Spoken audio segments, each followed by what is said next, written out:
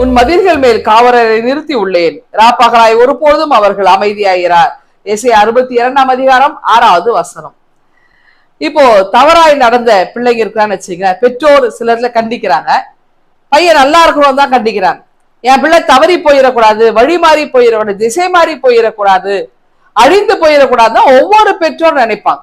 அப்ப பிள்ளைங்க கூடா நட்போட சேர்ந்து சேரக்கூடாதவர்களோட சேர்ந்து தவறான வழியில போகும்போது சிலர்ல கண்டிப்பாங்க. ஆனா அதே நேரத்தை அந்த கண்டிக்கின்ற நேரத்தை பிள்ளைங்க தாறுமாறாய் போகும் பெற்றோர் காத்திருப்போம், என் பிள்ளை திரும்பி வருவான், என் பிள்ளை சரியாயிருவான் அப்படின்ட்டு எதிர்பார்ப்பு பெற்றோர் ஒவ்வொரு பெற்றோருக்கு இருக்குதுங்க. பிள்ளை அழிஞ்சிடும் எந்த அம்மா அப்போ நினைக்க மாட்டோம் இல்லையா?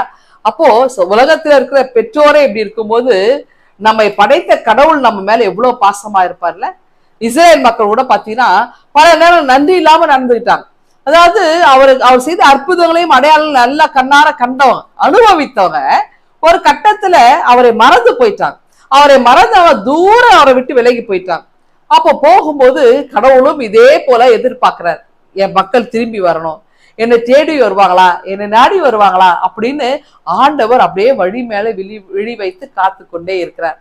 அப்போ என்ன நடக்குதுன்னா, அதாவது ஒரு பிள்ளைங்க இந்த திசை மாதிரி போற நேரத்துல கடவுள் என்ன பண்ணாரா பார்த்து இறைவாக்கினர்களை, அப்போ தலைவர்களை, அரசர்களை எல்லாம் அவர்களை நல்வழி நடத்துறதுக்காக ஏற்பாடு செய்யறார். அப்போ அவங்க ஏற்படுத்தின உடனே அவங்க என்ன செய்யறாங்கன்னா, அந்த தலைவர்களும் மக்களை வழி நடத்தாமல் தங்களை தாங்களே அவர்கள் வளர்த்து கொள்ள ஆரம்பிச்சாங்க. மக்கள் மேல அந்த கன்சர்ன் இல்லை, ஒரு கரிசனை இல்லை, மக்கள் சரியான பாதையில வழி நடத்தக்கூடிய தலைவர் அவங்க இல்லை. அப்ப கடவுள் பார்த்தாரு, அப்ப இவங்களும் சரியில்லை, இப்போ நான் தான் நேரடியா போனோம், அப்ப நானே போய் என் மக்களை மீட்பேன், நானே என் மக்களுடைய வழிகாட்டியாக இருந்து அவர்களை வழி நடத்துவேன் அப்படின்னு சொன்னார். அப்போ இந்த வசனம் அழகா நமக்கு சொல்லிட்டு பாருங்க. ஏசியால அவர் மதில் மேல் ஜாமக்காரரை நிறுத்தி இருக்கார். ஜாமக்காரன் யாரு? காவலாளிங்க, காவல் காக்கிறவங்க. அப்போ அந்த காவல் காக்கிறவங்க அந்த கோட்டை மேல நின்று காவல் காத்துட்டு போங்க, எதிரிங்க யாரும் வந்துடக்கூடாது.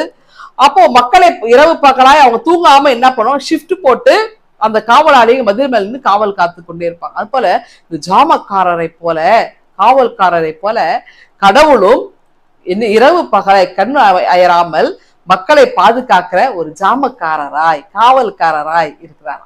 பாருங்க, ஒரு அழகான தகப்பனுடைய தாய் உள்ளம் கொண்ட கடவுள் ஒரு காவலாளியாக இருந்து நம்மையெல்லாம் காவல் காக்கிறவராக இருக்கிறார். அப்படிப்பட்ட நல்ல உள்ளம் கொண்ட கடவுளை நாம் பெற்றிருக்கிறோம். ஆண்டவரிடமே பொழுதும் நாம் திரும்புவோமா?